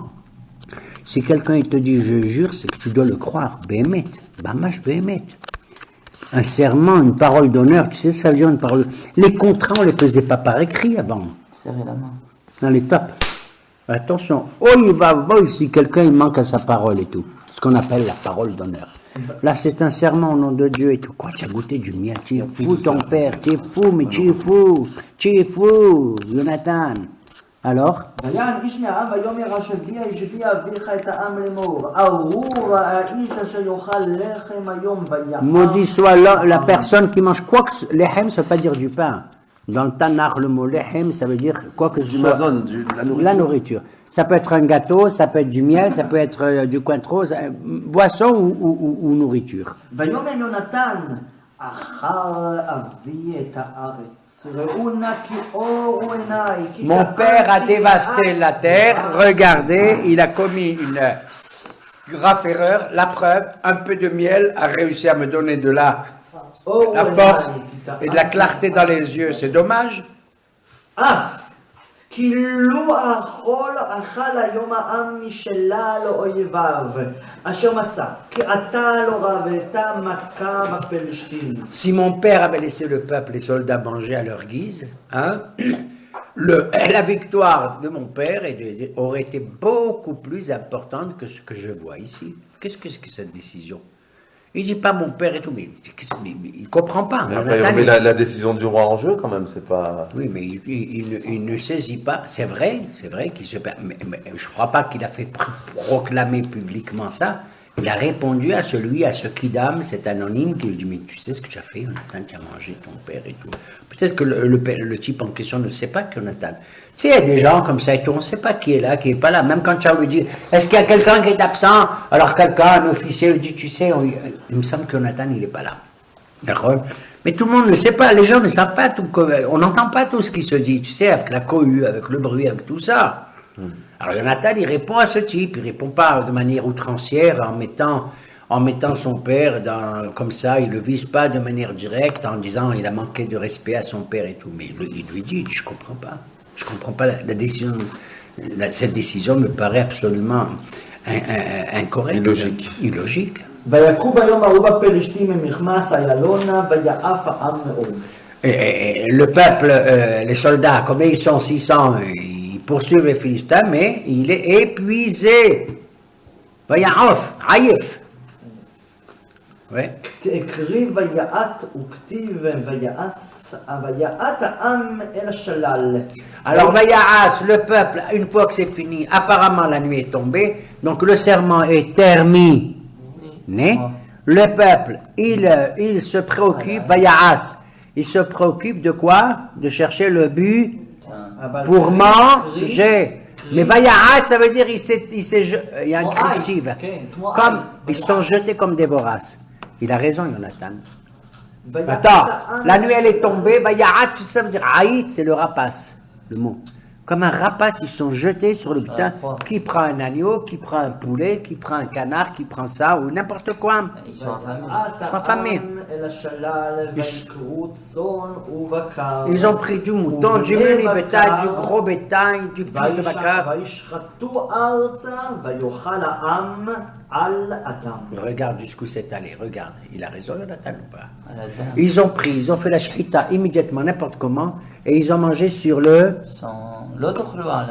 Voilà. Attends! Ils ont bien fait ou mal fait? C'est assourd. C'est assourd de manger sur le sang. Qu'est-ce que ça veut dire manger sur le sang? Les rabbins, ils ne savent pas ce que ça veut dire. Ils donnent, ils ne savent pas, ils savent. Mais ils donnent plusieurs interprétations. Manger sur le sang, ça veut dire qu'ils ont mangé avec le sang, Ils l'ont ce pas qui est cachérisé. interdit. Ils n'ont pas cachérisé et tout, ce qui est quand même atroce et tout, même pour des soldats pendant la guerre et tout, ils avaient le temps de cachériser et tout ça. Ils n'ont pas cachérisé. D'autres disent non. Vayochlo à la dame, c'était des sacrifices. On a le droit de manger certains sacrifices. Je vous ai dit dans les bamotes, aux lieux privés, mais il faut d'abord verser le sang avant de manger. Donc c'est encore plus grave. Troisième explication, Vayochlo à la dame, c'est pas qu'ils ont mangé le sang lui-même, ils ont mangé l'animal correctement et tout, mais ils ont laissé la marque de sang comme ça à côté d'eux, comme ils le font les païens.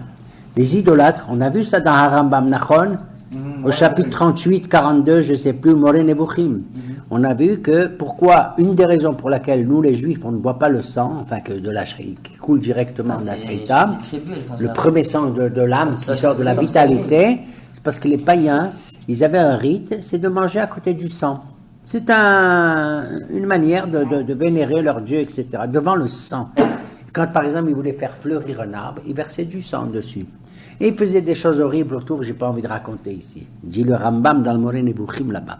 D'accord? Il y a des accouplements absolument incroyables qui se faisaient pour favoriser la végétation, hein?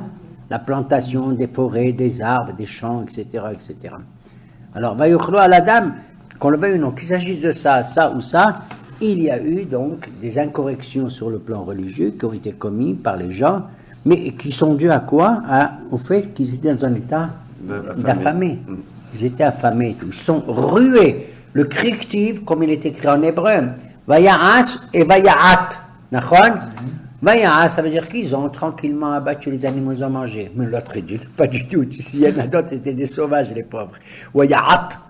Vaya'at, ils sont rués comme des rapaces. Okay? Shaoul, il apprend ça, c'est un grand mashgiach, Shaoul. Alors, on raconte ça à Shaoul.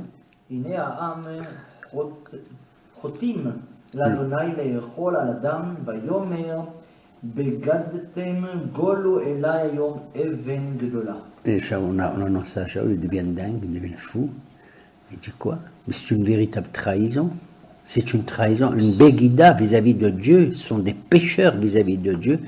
Amenez-moi vite ici une énorme pierre, roulez-la moi ici.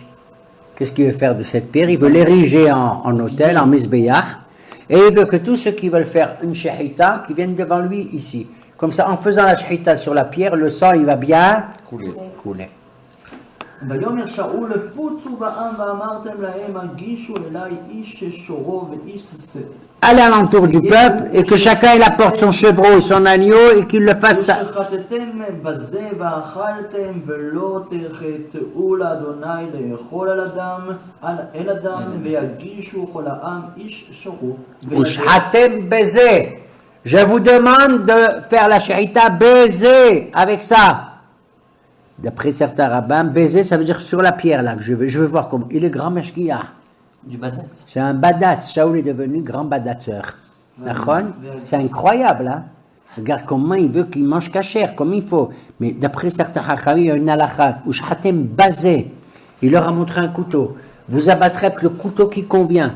Les rabbins, il faut la valeur numérique, la gematria du mot basé, c'est combien? Bet 2, Zaïn, 7, et 5. Ça fait combien? Ça fait 12, 14. 14. Je l'ai dit, Shhatem, les rabbins disent. Shhatem basé. Le couteau qu'il faut pour faire la shahita d'un animal, d'un chevreau, d'un agneau, il faut qu'il ait 14 etzbaot. Voilà, 10 plus 4. Il faut qu'il ait cette longueur. Ou Shhatem basé. Alors imagine-toi ceux qui ont basé, ça va? Ceux qui n'ont pas basé, passe-moi ton basé, là, j'ai un basé. Non, je l'ai basé. Ouais. Ou tu l'as basé ton couteau. ויגישו כל העם איש שורו וידו הלילה וישחטו שם. Et ils ont tous obéi à Shaoul, ils ont apporté leur taureau, etc. Et ils ont fait la shahita comme il convient là-bas. ויבן שאול מזבח לאדוני אותו החל לבנות מזבח לאדוני. C'est à cette occasion qu'on dit ici que Shaoul a construit son premier hôtel, un mizbeah. Cette pierre, c'est un hôtel. Nachon? Ouais. ויאמר שאול נרדה אחרי פלישתים לילה ונבוזה בהם עד אור הבוקר. Bon, ça va, vous avez mangé. Eh bien, ça suffit. Je vous laisse 1 heure. On va passer le temps de minuit jusqu'à 4 heures du matin. On va continuer la poursuite des Philistins. Il faut qu'on en découde avec eux totalement. ולא נשאר בהם איש, ויאמרו כל הטוב בעיניך עשה. On n'épargnera aucun des Philistins. Le peuple a dit, ok, on te suit. ויאמר הכהן, נקרבה הלום אל האלוהים. Alors le Cohen il dit, attends, qu'est-ce qu'on va encore combattre la nuit tout? Peut-être qu'on va demander l'avis du bon Dieu. Hein? Pour une fois. On va consulter maintenant. Alors, qu'est-ce qu'il dit Shaoul? וישאל שאול באלוהים, Shaoul il dit, ah oui, on va demander au bon Dieu, qu'est-ce qu'il en pense? ארד אחריך? Il n'avait pas répondu. Est-ce que je descends maintenant pendant la nuit? אתנם ביד Est-ce que tu vas les livrer entre les mains d'Israël? ולא ענהו ביום ההוא. Mais il ne lui a pas répondu cette fois-ci, ce jour-là. Vous vous rappelez? Quoi, tu me demandes et tu t'en vas, maintenant tu me demandes, tu peux aller te faire voir ailleurs. Evantem? ולא ענהו ביום ההוא, il n'a pas répondu. ויאמר שאול, ראשו אלום כל פינות העם. Ah, il dit Shaoul, approchez tous ceux qui sont dans les recoins du peuple et tout, là, ceux qui restent là dans les coins. ודעו וראו במה הייתה החטאת הזאת היום. Comme il reçoit une réponse négative, en tout cas un silence grinçant de la part des oracles, qu'est-ce qu'il dit? Il se passe quelque chose, il se passe quelque chose. Réunion de tout le monde, il s'est passé quelque chose aujourd'hui. J'ai le sentiment que quoi? Qu'on a outrepassé le serment qui a été formulé par moi-même. Ok? כי C'est חי ça qui importe. C'est faux, hein? Ouais. כי חי אדוני המושיע את ישראל, כי אם ישנו ביונתן בני כמות ימות ואין עונהו מכל העם. Je suis persuadé. Regardez, si Hachem il avait répondu dans l'oracle, est-ce qu'on aurait eu ça? C'est la question que je me pose. Si Hachem il répond dans l'oracle, il dit à Shaoul, il dit écoute, allez vas-y, tu as raison. Le Cohen, Ariel, lui dit vas-y, le bon Dieu il a dit oui, tu peux y aller. Tata. Il serait parti, peut-être qu'on n'aurait pas eu cette affaire dans les bras. Or Shaoul, étant donné qu'il n'est pas répondu par Hachem, qu'est-ce qu'il fait? Il se tourne vers Le peuple. Vers qui? Son fils. Et il dit je sais maintenant. Tout ce qui nous arrive, sous-entendu, mon fils Jonathan, il est responsable que le bon Dieu ne me répond pas. Tu as compris? Et pourquoi? Parce qu'il a outrepassé. Il a outrepassé la gezerah, la malédiction. Hay Hashem, au nom de Dieu, il le dit non, mon fils Jonathan ne vivra pas. ויאמר Chose qu'il n'aurait jamais accepté. Vous vous rappelez? Shaoul, on le sait, on le verra plus tard, veut épargner de Jonathan qu'il lui arrive quoi que ce soit. Mais là, il est touché dans sa fibre. Il est prêt à sacrifier qui? Son fils ici. ויאמר אל כל ישראל אתם תהיו לעבר אחד ואני ויונתן בני נהיה לעבר אחד. Pour pas que vous croyez que je suis un homme qui va tricher, vous allez tous être d'un côté. Moi, je me mets avec mon fils Jonathan et on va tirer le sort, on va voir sur qui le sort va tomber et il mourra. ויאמרו העם אל שאול טוב בעיניך. Le peuple ne comprend pas parce que les gens ne savent pas exactement ce qui se passe. Ils pensent que Jonathan était présent. Il y en a qui savent, ils croient qu'il était présent. Il dit agis selon ton bon gré. Ça me dérange parce qu'on a l'impression que Shaoul, il est un peu dictateur. Mais non, mais tu n'as pas fini d'être dérangé, Baba. Moi, ça fait longtemps que je suis dérangé. C'est fou. Tu n'as pas senti que je suis un Comment on va peu... gérer le macro d'après tout ça? Rien du tout. ויאמר Moi, heureusement que שאול- j'oublie. ויאמר שאול אל אדוני אלוהי ישראל הבה תמים וילכד יונתן ושאול והעם יצאו. Allez, on va tirer au sort et tout. Et hop, le peuple, il est considéré comme innocent. Et qui c'est qui tire le sort? Jonathan et Shaoul, le père et le fils. ויאמר שאול הפילו ביני ובין יונתן. On tire le sort entre moi et mon fils. וילכד יונתן. Jonathan est tiré au sort, c'est sur lui que ça tombe. ויאמר שאול אל יונתן הגידה לי מה עשית? Dis-moi, mon fils, qu'est-ce que tu as fait? ויגד לו יונתן ויאמר חתום טעמתי בקצה המטה Jonathan lui dit, j'ai goûté avec le bout de la baguette, אשר בידי מעט Un petit peu. דבש הנני אמות. un petit peu de miel. Tu veux que je meure? Eh ben voici, tue-moi. ויאמר שאול כה יעשה אלוהים וכה יוסיף מות תמות יונתן. Que Dieu me fasse ainsi et encore plus que ça, tu mourras, mon fils. C'est incroyable. C'est fou, Incroyable. Que tu son fils puisqu'il a goûté un peu de miel. Ça, c'est que Jonathan, il se disculpe pas. Il ne dit pas, mais papa, j'étais pas là. D'où Je je l'ai sais. pas entendu. Ouais, c'est incroyable. ויאמר העם אל שאול היונתן ימות אשר עשה ישועה גדולה זאת בישראל. Alors les gens, ils s'écrivent, c'est pas possible. Ils se soulèvent, c'est normal, quoi. Quoi, tu vas tuer ton fils à Jonathan? Lui, grâce à qui on doit la victoire. Mais enfin, c'est lui, mais enfin. חלילה, חי אדוני מפול משערת ראשו ארצה כי... On jure au nom de Dieu que tu toucheras pas un seul cheveu de Jonathan, il ne tombera pas par terre. כי אם Papa. אלוהים עשה היום הזה ויבדו העם את יונתן ולא מת. Tout ce qui s'est passé, c'est au nom d'Hachem. Tout ce que Jonathan a fait. Et le peuple a racheté la vie de Jonathan. Il a sauvé. Ils ont fait un pidion. Qui vient de jouer. Pidion, oui. Ils l'ont sauvé de la mort. Ils l'ont sauvé de la mort. Et regarde comment Shaoul est à l'écoute du peuple. Hein. Vous avez remarqué encore ici? Il le sera tout le jour. On le verra par la suite. On a appris. Jonathan, finalement, il n'a même pas entendu le pauvre. Non. Mais pour Shaoul, il est entre guillemets mauvais de ma faute. Pour Même Shaoul, s'il a pas oui, entendu. non, oui. C'est pour ça qu'il va jusqu'au Non, bout, parce que même le tuer. pour Shaoul, probablement, comment on peut expliquer Shaoul? C'est difficile, c'est très difficile. Bon, tu peux expliquer l'histoire de Shaoul dans le sens que Jonathan, tu es quand même coupable, même si tu n'as pas entendu la Kelala, étant donné que tu es parti sans mon accord. Tu as compris? Attends, mais oui, tu es Ramatkal, monsieur, je suis chef d'état-major, d'accord? Je suis le roi, je suis chef d'état-major. Je dois savoir, moi, où se trouvent mes officiers, où se trouvent mes soldats. Nachon? Toi, hein, tu es un type courageux, monsieur Yitzhak. Qu'est-ce que tu fais? Tu prends l'initiative personnelle. Il se trouve que ton initiative va être couronnée de succès. Nachon? Bedi Avad, a posteriori. Mais tu prends l'initiative d'aller prendre la position là-bas et tout. Mais ça va pas la tête. Tu reviens, moi je te mets en commission juridique militaire. Nachon ou non? Même si tu es un type bien. Donc ça s'appelle quelque part, tu sais que la décision royale est beaucoup plus difficile, grave qu'une décision du Sanhédrin. Le Sanhédrin peut très bien disculper un homme, mais si le roi il décide de le mettre, de lui donner telle ou telle punition, il a le droit. Il a une discrétion, le judiciaire, le roi, que personne n'a. Bien sûr, il doit l'utiliser aussi avec intelligence et à bon escient. Mais il détient encore une partie. Et là, c'est un peu de la folie. Il maudit le peuple s'ils mangent, ils sont affamés, finalement ils ont mangé à la dame. Oui. Jonathan, il n'a même pas entendu. C'est quoi cette histoire? C'est une Il y a histoire. que des folies dans ce Tana. Tout à fait. Tu as compris pourquoi je suis malheureux quand tu me vois des fois, tu m'appelles, je te dis oh, comment ça va, je te dis j'en peux plus, j'ai lu le chapitre 13 et chapitre 14. La semaine prochaine, on fait Shiratayam. Hein, pour Ben, remonter le moral. on va chanter le Hallel. On va chanter le Hallel comme ça on sera heureux. Allez, après ça. מה קרה נושא כליו? Hein? מה סופו של נושא כליו? Le Yadan, on ne sait pas s'il a mangé lui aussi. אבל הוא מרד במלכות אם הוא ברח. Hein? מגיע לו מוות. מגיע לו גם כן. אבל לא מדברים עליו. אולי יונתן, il ne lui a pas dit.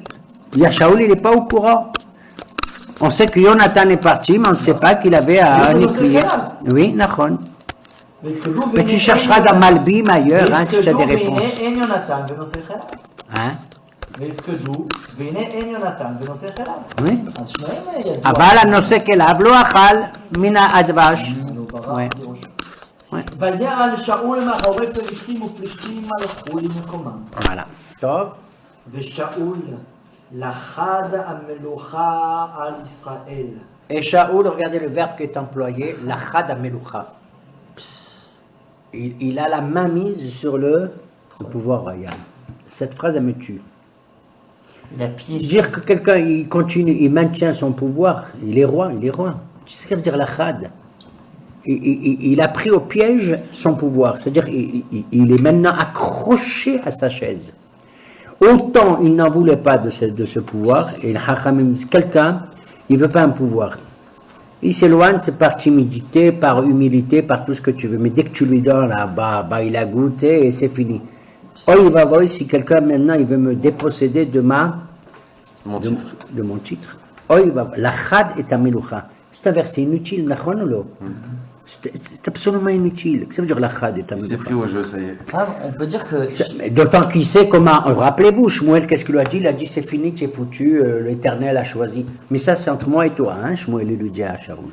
On peut dire que Shaoul, Il a eu peur de Jonathan qu'il prenne la Meloucha? Non, au contraire, il aimerait bien que Jonathan. aimerait bien. Il aimerait bien. Mais là, étant donné que c'est un homme d'une intégrité incroyable aussi, ben, il est trop dur aussi, étant donné qu'il a fait un serment, il a juré devant tout le monde, il veut montrer que c'est un homme droit et intègre. Il dit, même si c'est mon fils, je le mets à mort. T'as compris? Mais en vérité, au fond de lui-même, on le verra plus tard. Il veut épargner à son fils des désagréments qui risquent de le mettre dans une position où Jonathan risque de mourir. Il sait qu'il va quitter le pouvoir. Il ne sait pas comment Shaoul. Il est complètement, comme on dit, pris de panique.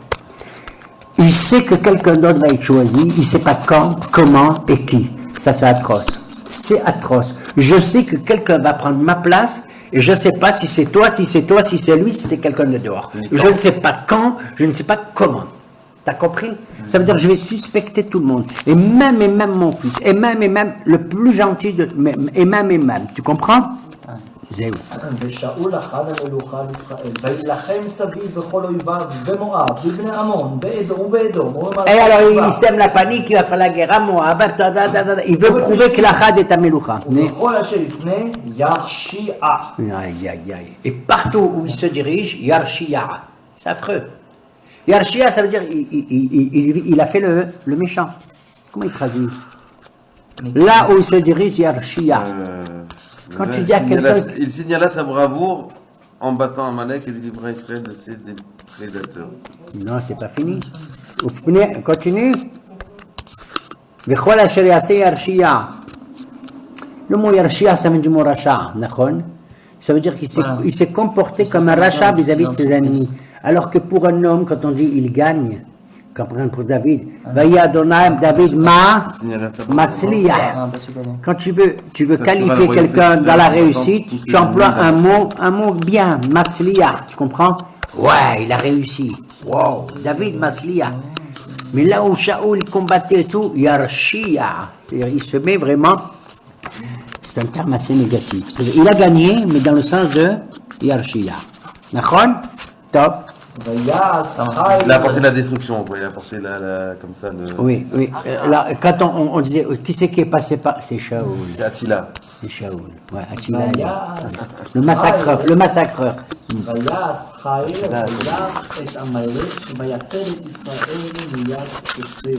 Non, il a sauvé Israël de Amalek, c'est מפרק הבא ou זה היה כבר כמה מלחמות? Oui, sous-entendu, oui. Ou alors c'est... Béaba, oui. והיו בני שאול ונתן, וישבי ומלכישוע. Les enfants de Shaoul, il en a plusieurs, mais on ne mentionne ici que 3, à savoir Jonathan, l'aîné, Yishvi et Malkishua. En vérité, le deuxième, il ne s'appelle pas Yishvi. Ça, il y avait un autre nom. Il s'appelle Avinadav. Il a changé de nom ici. Regardez le Midrash. Oui. Ishboshet n'est pas compté parce qu'il n'est pas inclus dans ceux qui combattent et tout. Et on verra l'histoire de Ishboshet est particulière. Il a un fils qui s'appelle Ishboshet, l'homme de la honte. Bon, on verra après. Il a 2 filles, l'aînée s'appelle Merav et la seconde Michal. Elles joueront un rôle plus tard. Sa femme, à Shaoul, s'appelle comment? Ahinoam, la fille de Ahimaatz. C'est qui ce Ahimaatz? Hein? C'est quoi ce nom, franchement? Écoute-moi, si tu demandes le nom des Juifs, enfin des gens, alors tu tomberas par terre lorsque tu liras Divrei Hayamim, le livre des chroniques A et B, 1 et 2, tu verras qu'ils ont des noms à dormir debout. Mais mets ta dormir. Scott Bark, ça encore Ahimaatz, c'est joli. C'est très joli, Ahimaatz. Ouais. Et son général d'armée, c'est qui? C'est Avner. On l'appelle des fois Aviner ou Avner. Fils de Ner, c'est son cousin. Cousin germain. Parce que Ner et comment il s'appelle? Kish, le papa de Shaoul, son frère. Donc Shaoul est le roi et son cousin c'est Avner.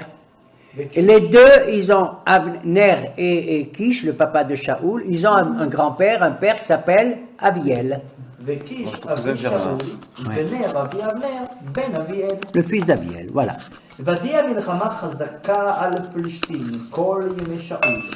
וראה שאול כל איש גיבור בכל בן חיל ויאספהו אליו.